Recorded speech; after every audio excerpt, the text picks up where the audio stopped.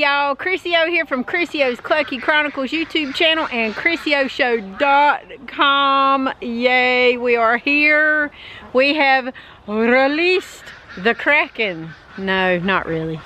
We have put the baby quails into the quail barn. That's what we've been working on today. So I'm going to show you the baby quail. They're not going to be very happy, but it's okay. They're big enough to fight whatever they need to fight and get in their little groups. There's 13 or 14. There's a bit of them. So they're getting currently chased around right now, and we're going to show you what happens when you add quail in. And I think my dogs are going after a snake in the yard, which is what it is. I mean, I feel bad for the snake if it's a good snake. If it's a bad snake, I don't feel bad for it. Anyway, thanks for watching, thanks for subscribing, thanks for joining on this wonderful clucktastic day. We're gonna get quacky, we're gonna get chirpy, we're gonna get clucky. So here we go, let's go check on the quail. Currently in the quail barn with my chickens because we've got to move the pen. Now, if you saw me earlier posting about putting babies and putting chicks and stuff in the pen and all that, we have to move it. It's going to be for my chicks, but I've got to have some nesting areas for them and some nesting boxes, which I don't have yet. So right now they're out here just chilling and growing. The babies are just being babies. The big girls and big boys are all puffed up. They're all angry, but it is what it is. It's okay. They're just be mad.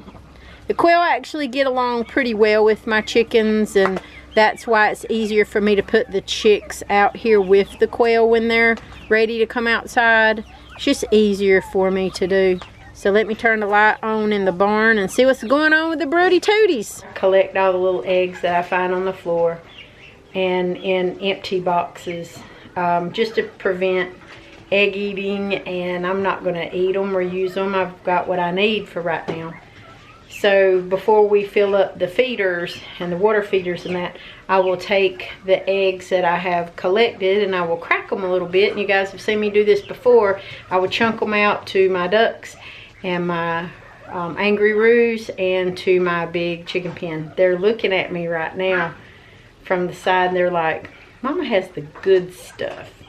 So Mama needs to bring me an eggy or two, because that would be really good for a evening snacky. So anyway, let's get to filling up some buckets and feeders and things. So babies are currently running around and screaming. I've got to refill the water, little water things and the little feeders up. You know, there's eggs everywhere. The chicken didn't lay that egg. There's eggs everywhere. They're doing their little things in here. And as you can tell back here, the baby quail don't really know exactly what to do. They're all hiding. And there's a male right here, and he's like, hey, there's eggs over here, and there's a broody tootie mama or two. Don't come around or we're going to peck you. So they got to figure it out. My Jeffrey down there's got to figure it out.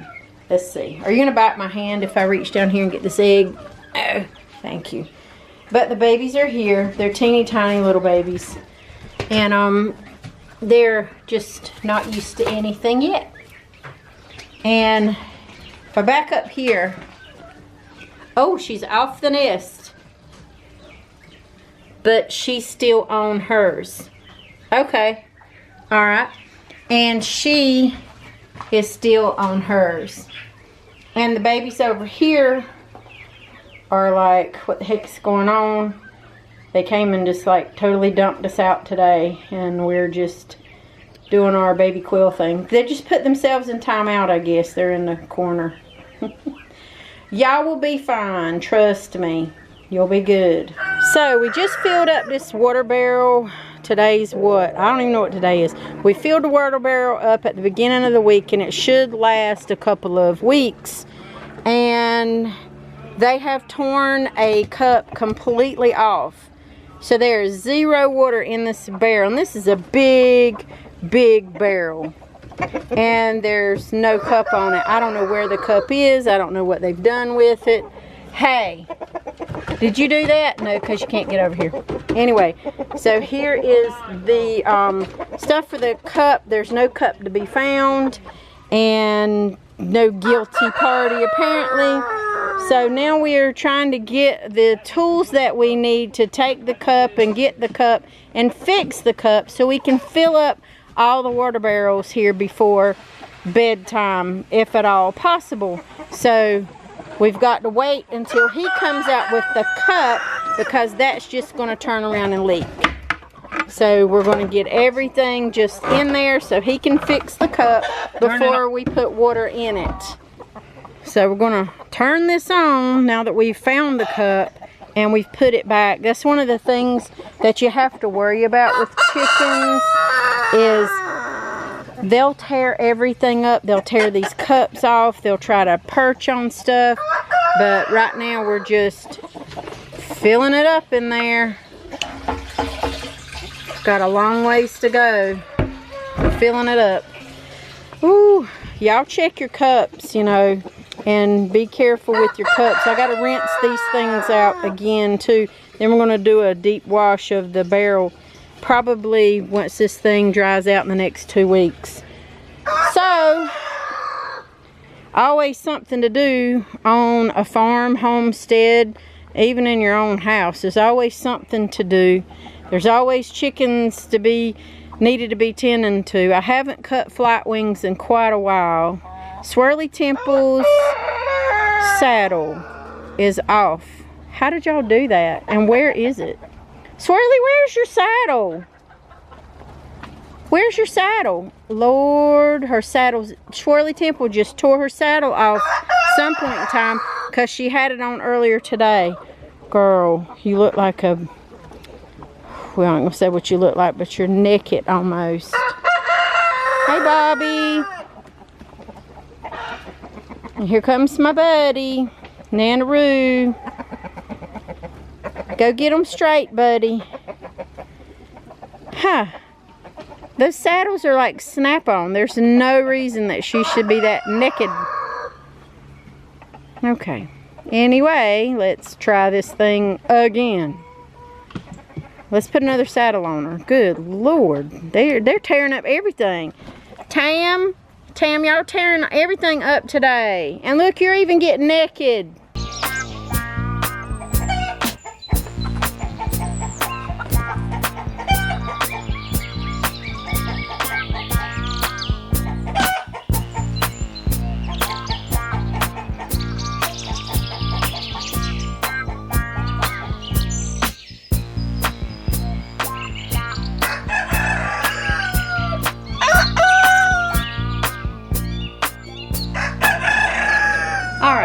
So I decided to take a break from outside because it's just simply hot right now. And the pools are getting refilled and water's being put in and everybody's getting more snackies, more food barrels filled up. It is just what it is. It's pretty much what you do on a daily basis, you know, when you got a farm or you got a homestead or farmstead or whatever you want to call it.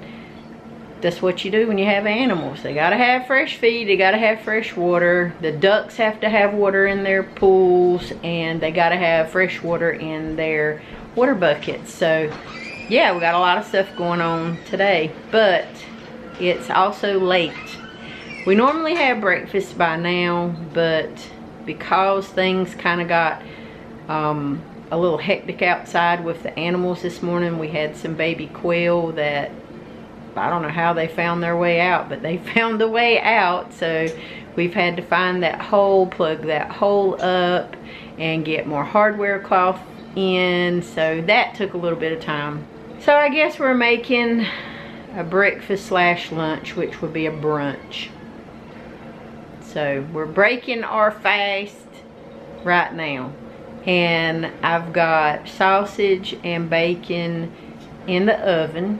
Yep, I put it in the oven. I bake it I don't fry it, I bake it, and I reserve the grease, and I put the grease in a container, jar, whatever, and I save that, and I use it for later use. I decided, have I showed y'all how to make biscuits, two-step biscuits yet? I don't know if I have. Anyway, I'm going to show you guys again how to make two-step biscuits. So anybody can make a biscuit. It's not hard. Now you can do biscuits anyway. Buttermilk biscuits, butter biscuits, you can sift your flour, you can do whatever you want to do to make any kind of biscuit you want to make. But it's important, especially for a good southerner, especially for anybody in case of hard times or whatever, that you know how to mix the flour and all that stuff together so that you can have a biscuit. I'm going to show you what we do, what we use, and how we do it, and let's make some biscuits together. Alright, here we go. In our area, we have the blessing of Atkinson's. Atkinson's has been around since 1757. It's an old grist mill. It's near Atkinson Mill. It's in North Carolina, the eastern part of North Carolina. It's got all kinds of museum stuff there. You can take a tour there. I've already interviewed the owner, Mr. Ray. I'll try to put that video back in where we interviewed him and did that video. It's a real good video. I think you might be interested in that old grist mill. I like old grist mills. So this is what I've used because my family's used it forever. Okay, now they've been around and doing stuff for 250 years, and they have all types of mixes, so you can actually go online and look this up. I think I've done a video on this before. So they always have the directions on the back of it, and it tells you, you know, what to add. I'm going to show you how we do it. And this is the area that it is in. So AtkinsonMilling.com. Okay, that's the area, that's where they're at. So if you go to AtkinsonMilling.com, it's a little ways away, but it's easy enough to get to if you want to go to the museum. Good folks, real nice people. I'm going to show you how to make two-step biscuits, how my granny taught me, and what she did with the biscuit mix. They have all kinds of breader and stuff. So let's move over here. So right in here you're going to see that it has butter flakes in it. You see all the yellow? See the yellow and stuff in that? That is the pieces of the butter flakes. So that's the butter flakes in it. This has everything that you need in it. You don't need to add any extra salt, anything. You don't have to add nothing. It's got everything you need in it because it is a mix. It is a prepared mix. So what I like to do is take a little bit of flour and I put it over here. As you can hear, my oven's going off. I've got get my sausage and stuff, and we just put a little bit of flour out there in the middle. Okay. Now we're going to use some heavy whipping cream. You can use water if you want to. You can use buttermilk if you want to, but my granny used heavy whipping cream. It just makes for a denser, richer, thicker, nice biscuit. So let's get the heavy cream and let's get the stuff out the oven. Now I use heavy whipping cream because that's what I'm used to using, but the directions will tell you if you're making biscuits according to what they tell you on the packages. You're going to do 2 cups of the biscuit mix and 3 to 4 ounces of buttermilk, milk, water, you know, into a mixing bowl, and you mix it with your spoon or your hands. We do our hands here until the biscuit mix is, you know, it's wet. If it's too sticky, you got to add more of the flour to it. Okay, you're gonna knead it several times, and then you're gonna press it out, fold it on itself, press it, and just keep repeating it. Sprinkle a little bit of the flour on top of that dough, and then cut it out or roll it, pat it out, whatever how you want to do it. Okay, so this is how we're going to do it. We're going to add some heavy cream to it, and we're going to start making some biscuits. A lot of people like to make a well in the middle of theirs, which is fine. You can do whatever you want, and then they gradually will add the flour in. So that's what I got. Let's get to rolling, let's get to kneading, and let's get to mixing. Pretty simple, right? Just 2 steps. Now once you got your dough ball out and it looks kindly like that, you're going to take it and you're just going to fold this bad boy over, and you're just going to knead it, and you're going to knead it and knead it. All you're doing is just incorporating everything together. Make sure it ain't too sticky. Add you some more flour on the top if you have to, and you're going to do this over and over, and just pat it out, fold it over into itself, you know, pat it out, knead it, do all those kinds of things like that, and it's going to start forming a real nice dough. Now, you normally see me wear gloves in the majority of my videos when I'm cooking for family, friends, whatever, because that's just how I like to do it. But for biscuit making, it's kind of hard for me to wear gloves, so make sure that when you do it, you wash your hands really good and you scrub under your fingernails, because I'm really funny about germs and I don't like things being dirty, and the thought of it just bugs the mess out of me, so I don't like all that. So we're getting some good consistencies of the dough. It's hard for me to do this with one hand and show y'all at the same time. But when you get it to the consistency it needs to be, to start rolling out some dough, what I do, you can use a rolling pin with some flour on it if you want to. I don't. We pat ours out. I put a little flour, let me show you. Get a little bit of this flour here. Put some flour on the top of it, just a little bit. And we pat it out so nothing's stuck to our hands. And we want to get it not too thick, but we want to get it enough to where I'm going to make some big biscuits. This is my biscuit cutter. It's just plastic. You can use metal if you got a good fancy biscuit cutter, but I can't find mine. So there you go. So I got them fluted edges right there, or I got the plain, you know, whatever you want to use.